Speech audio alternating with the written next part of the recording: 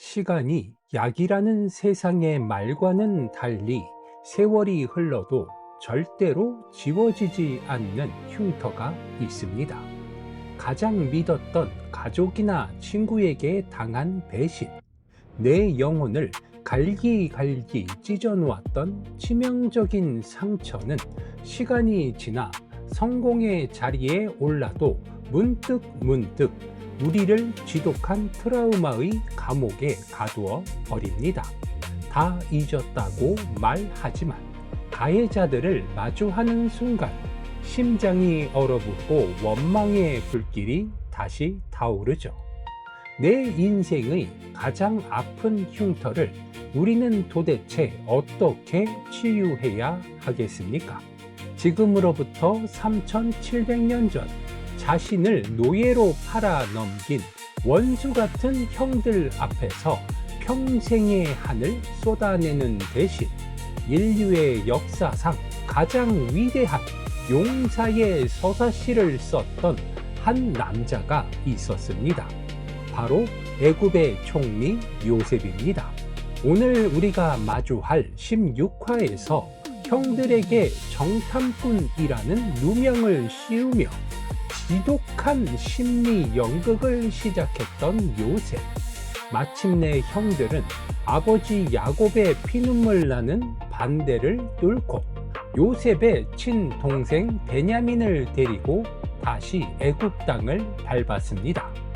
베냐민을 본 순간 요셉은 감정이 북받쳐 안방으로 뛰어들어가 폭풍 같은 눈물을 쏟아내죠. 하지만 눈물을 닦고 나온 요셉은 형들을 향해 마지막이자 가장 잔인한 치트키, 바로 은잔 테스트를 발동합니다. 베냐민의 자루에 자신의 은잔을 숨겨 그를 노예로 삼으려 한 것이죠.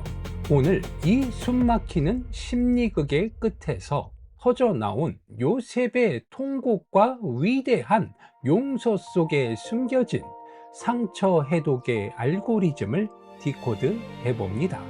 집으로 돌아가던 형들의 자루가 열리고 그 안에서 총리의 은잔이 번쩍이는 그 순간 제국의 시간은 멈춰 섰습니다. 은잔이 발견된 곳은 하필 아버지가 목숨보다 아끼는 막내 베냐민의 자루였습니다. 형들은 절망하여 자신들의 옷을 찢었습니다. 20년 전 요셉을 팔아넘긴 뒤 요셉의 채색옷을 찢어 아버지에게 가져갔던 그 죄악이 그대로 부메랑이 되어 돌아온 순간이었습니다. 애굽 총리실로 다시 끌려온 형들 앞에 요셉은 차갑게 이야기합니다.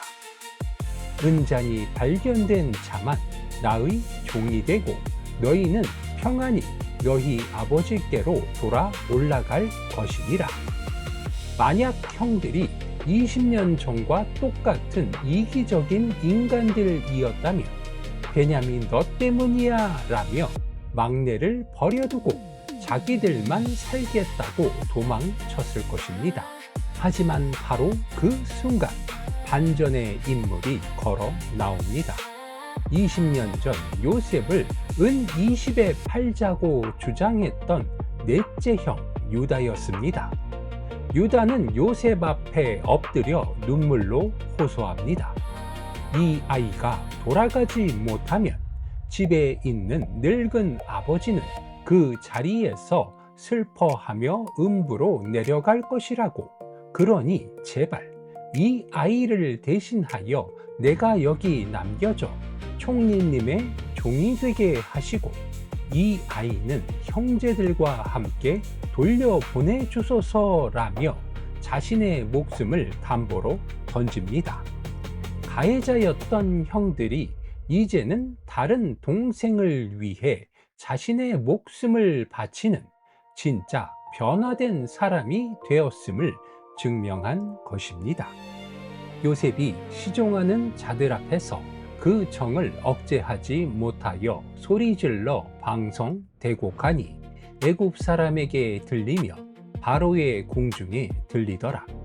요셉이 그 형제들에게 이르되 당신들이 나를 이곳에 팔았다고 해서 근심하지 마소서, 한탄하지 마소서.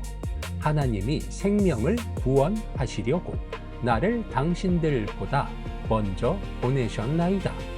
나를 이리로 보낸 이는 당신들이 아니요 하나님이시라.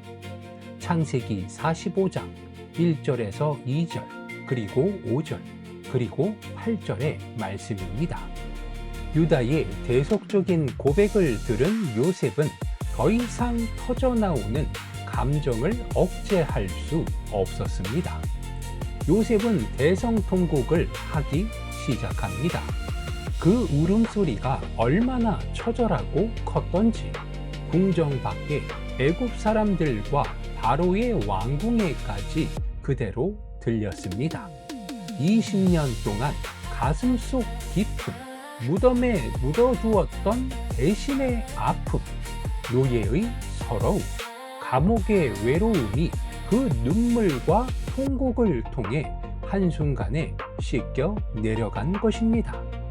요셉은 두려워 벌벌 떠는 형들을 향해 손을 내밀어 위대한 선언을 합니다. 형님들, 두려워하지 마소서. 나를 이곳에 판 것은 형님들이 아니라 온 세상의 생명을 구원하시려고 나를 당신들보다 먼저 보내신 하나님의 신실한 손길이었습니다. 요셉은 가해자의 손을 보지 않았습니다. 그 가해자의 악함조차 선으로 바꾸어 대흉년 속에서 가문과 제국을 살려내신 하나님의 절대 주권을 바라보았습니다. 상처의 피해자가 가해자를 완전하게 품어 안는 성경 역사상 가장 아름다운 피날레의 암호가 해독되는 순간입니다. 과거의 상처를 묵상하며 밤마다 복수의 칼날을 가는 사람들이 있습니다. 요셉이 보여준 위대한 용서의 해독 코드는 우리에게 지독하고도 찬란한 영적 돌파구를 제시합니다. 상처를 준 사람에게 집중한다면 우리는 평생 원망과 증오의 노예로 살 수밖에 없습니다. 가해자를 향해 똑같이 복수하는 사이다 서사는 잠시의 쾌감을 줄 수 있을지는 모릅니다. 하지만 내 영혼에 찢어진 자국을 결코 메울 수는 없습니다. 요셉이 형들을 용서하고 품을 수 있었던 진짜 스펙은 그의 인격이 훌륭해서가 아니었습니다. 내 인생의 가장 아프고 더러웠던 고난의 챕터들을 하나님의 주권이라는 거대한 렌즈로 재해석했기 때문입니다. 형들의 악한 배신도, 보디발 아내의 잔인한 누명도, 감옥에서의 서글픈 잊혀짐도 결국에는 나를 애굽의 총리로 세워 기근에 빠진 가족과 수많은 생명을 구원하시려는 하나님의 완벽한 빌드업이었음을 깨달은 것입니다. 하나님은 당신에게 상처를 준 그 가해자보다 훨씬 더 크고 위대하신 분입니다. 당신의 찢겨진 챕터를 지우지 않으시고 도리어 그 상처를 디딤돌 삼아 세상을 위로하고 살려낼 거룩한 비전의 도구로 숙성시키신 것입니다. 내가 직접 복수하려는 칼을 내려놓고 내 인생의 시나리오를 하나님께 넘겨드리십시오. 하나님은 당신의 아픈 흉터를 가장 찬란하게 빛나는 치유의 별로 바꾸어 주실 것입니다. 사람의 악함이 내 인생을 망치려 할 때 하나님의 선함은 이미 당신을 살린 완벽한 길을 예비하고 계십니다. 오랜 상처의 묶임에서 풀려나 비로소 참된 평안을 누리는 위대한 용서의 주인공이 되시기를 축복합니다. 축복열차는 매일 말씀으로 삶의 질서를 세우는 성경 통독 영상과 함께 매주 수요일과 주일 청년들의 영혼을 깨우는 깊이 있는 말씀 컨텐츠로 힘차게 달리고 있습니다. 구독과 좋아요, 알림 설정은 거룩한 열차가 멈추지 않고 달릴 수 있는 위대한 불꽃이 됩니다. 여러분의 진솔한 묵상 고백을 댓글로 나눠주시기 바랍니다.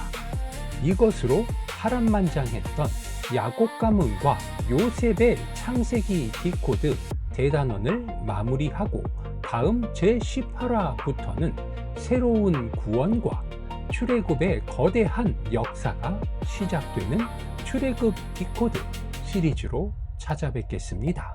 오늘도 함께 해 주셔서 감사합니다. 샬롬. 베냐민의 자루에서 번쩍이는 은잔 20년 전 그 배신의 대가가 부메랑이 되어 돌아온 이 순간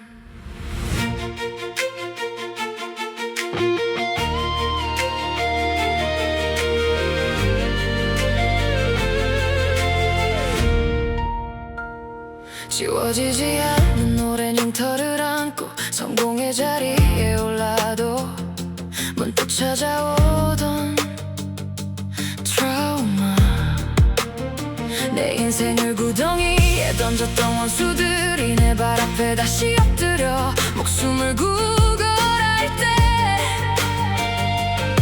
사이다 복수의 도파민으로 똑같이 짓밟아버린 완벽하고 잔인한 각본이 내 손에 쥐어졌을 때 그때 동생을 대신해 인질이 되겠다는 유다의 고백 이 아이 대신 내가 평생 총리님의 종이 되겠나이다 자신을 던져 막내를 지키려는 형들의 눈물 속에서 마침내 전능자의 완벽한 타이밍을 보았네 더는 참지 못해 소리 지르며 시종들을 물리치네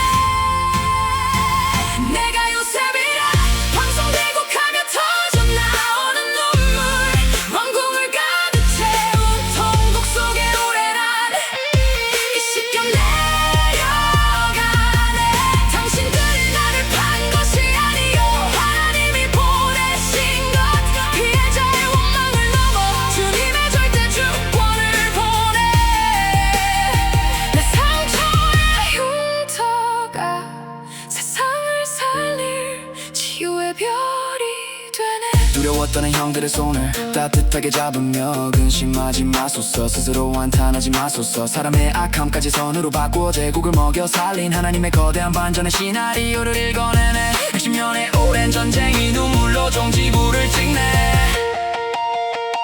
기억의 상처에 머물면 우린 평행선 위에 갇힌 피해자일 뿐 진짜 비전의 사람은 가해자 너머의 하늘의 각본을 보니까 내가 직접 복수하려 지고 있던 칼날을 내려놓고 내 인생의 시나리오를 최고의 연연출답게 넘길 때 주님은 깨어진 챕터를 위대한 구원의 축복으로 바꾸시네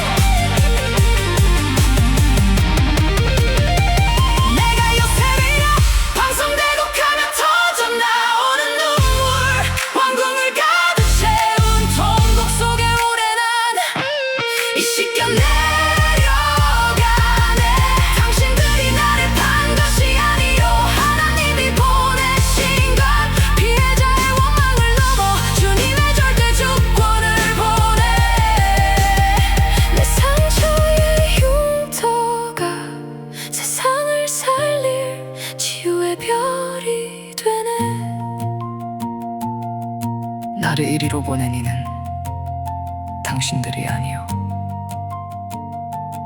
하나님이시라. 오랜 아픔을 딛고 비로소 마주하는 거룩한 피날레. 샬롬 내 영혼의 완전한